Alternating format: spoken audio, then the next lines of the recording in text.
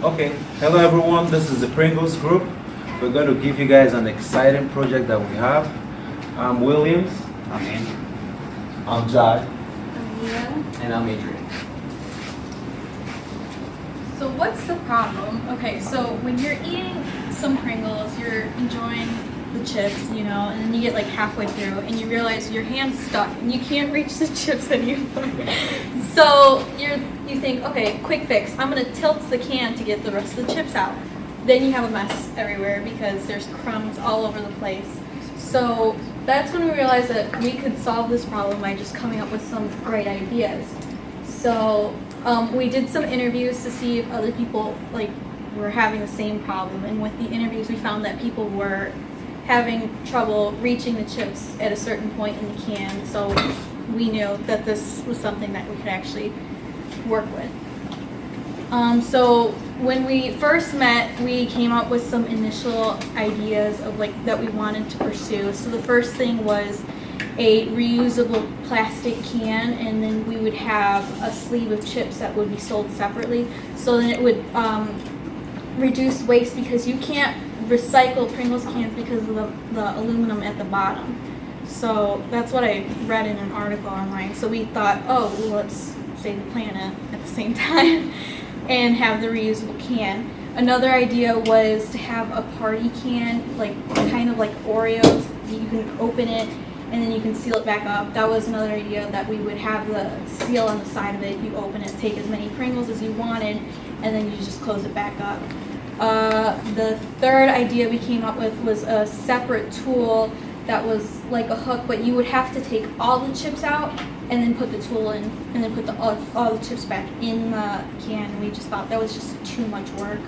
So our fourth idea was to have access to the chips from the bottom, kind of like a reverse Pez dispenser. You would just kind of pop it open, take a chip, and then close it back up.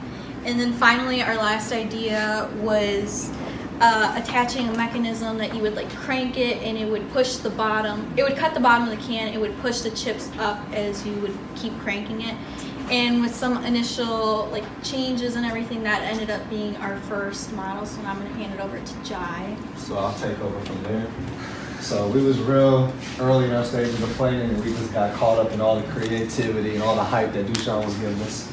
And this was the first thing we kind of came up with. And then Let me explain that a little bit. So this first idea was to have this is like the Pringles can. So it was about to cut it, you cut it with a cutter. So once you cut it, you attach something that you crank, which is what she was saying. But it was not really a good idea, because when you're cutting, you have metal piece in it.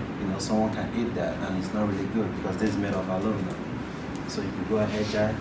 And then also what we wanted to do is we wanted to make something that was kind of simple for everybody to use, that wasn't too complex. And after certain feedback that we got from you guys, kind of turned out this was too much, and nobody would kind of want to put this in their drawers or where you kind of store this type of device. We did focus on the type of Pez dispensing. From the bottom was kind of creative, how we got there, and then we tried to went ahead and go for a different idea after this. So we kind of got to this stage. So instead of a whole something you put inside a can, we kind of switched to a container. So something you can kind of look forward to putting into your homes. So we kind of had a Pringles container. So this is the big container part, and the Pringles would latch onto this end right here. You would take the Pringles can all the way out. So the chips would be layered right here. And then this would be the lid, but this would be upside down. This would be face down. It wouldn't be sideways. So in reality, you'll have the can put in this way. The chips would be right here, and then you would lift the lid up to dispense your chips. So that was kind of how we got to that area. But like you guys said, you guys really wouldn't want to buy that. It was too much, too cost effective. So what we kind of did from here is we kind of took the whole container part out and kind of took the whole lid out, instead of just taking, instead of having all this, making it more complicated, just simply just lift them up. And then that's how we got to our kind of final decision on going with the tool instead of a container. So I'm gonna let my man take back over with this. So after some surveys, hearing back from people, so we wanted to really please them. These are the people that are going to buy it. So what we came up with was at first we have the first model. This is like the final one. You could see the first one is this right here, that you have like a plunger and a spring. So when you pull it, you know, it comes up. When you bring it down, this goes down. That's right there. But we kept on modifying it, you know, trying to make it better. So we came to this. This is the final one. You can see it right there.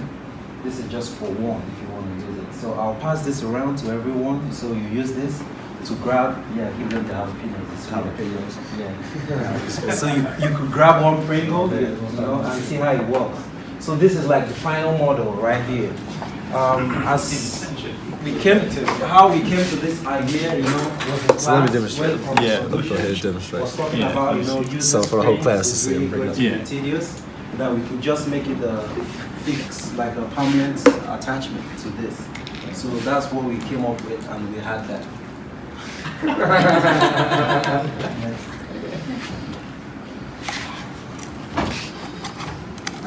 I wait?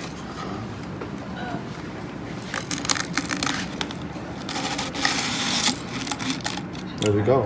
You can just finish right there. Let me get a clap. Get a clap. Yeah, can you send this thing around like you supposed to? I wasn't gonna say Why don't you guys just tell them to stop eating? Okay, so the surveys.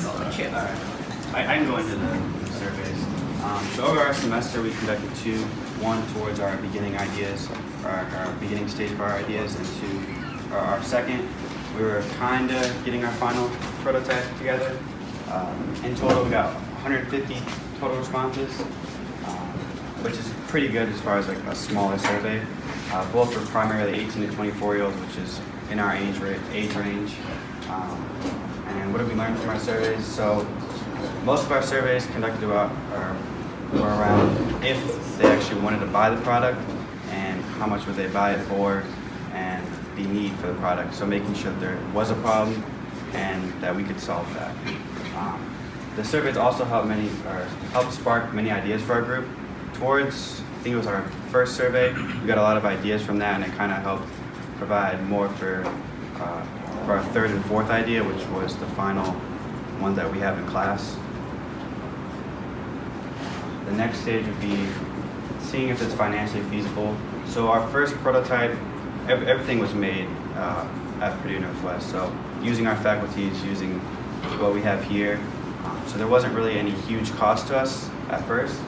Our potential design, which would be taking the same design but mass producing it, I called around some other like locations trying to see price points, but it's very hard to kind of estimate a price. But we came upon around like $1 per item, so we want to sell around $5. And in our surveys, that's what they said, it was around $5 per item. And the goals for our product, we want to make sure it's affordable for everyone. We want to have it easy to use and long lasting, is also not toxic, so you won't get anything from using this product. I'm talking. Okay, so in terms of other things we did to get feedback from people, we did interviews which are more one-on-one. We felt more personal. We can get feedback right away. As with surveys, you know, there's only so much we can see what people think about things. It's either yes or no, or whether they'll get it or not. Here we were able to ask, you know, things like how interested they would be in getting the product, how much they would be willing to pay, and how likely would they be able to like purchase it. So people gave us things like they pay, you know, $2-3, something like that. You know, not a crazy amount of money, but you know, for the most part, they'd be interested in it if they were, you know, avid Pringle eaters. Some of the feedback too, they asked me and some of us, you know, how much would we charge for it? That's kind of in the beginning stages, but we weren't sure how much, but we ranged it around what they gave us for the feedback. Durability wise, we told them it'd most likely be a one-time purchase, depending, you know, people aren't going to eat the Pringles every single day, using it every day. So I told them that as well. And availability, where it would be available to, grocery stores, retail stores, and online. Next, we're going to talk about, lastly, the business canvas model. A lot of information on here, but I just want to cover some of the key points. Key partners for us, obviously retail stores, grocery stores.